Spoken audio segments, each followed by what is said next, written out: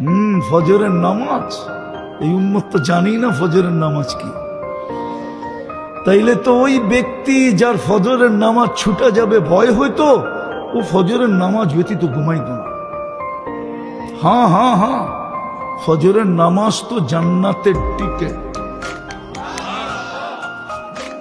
ফজরের নামাজ তো ফেরেশতাদের সাক্ষী। দুই সময় শিফট পরিবর্তন হয়, ফজর এবং আসরে। যারা ফজরে চলে যায় আকাশে, আল্লাহ জিজ্ঞেস করে, বুখারী শরীফে আছে, বুখারী শরীফে, আমি একটু শব্দের এদিক ওদিক করে বলতেছি, কিন্তু এই কথাটা এইভাবেই লেখা আছে। আল্লাহ জিজ্ঞেস করে, কাইফা তারাকতুম ইবাদি ইদা তারাকতুম, যখন ছেড়ে আসতেছিল আমার বান্দাদেরকে কি অবস্থায় দেখলে?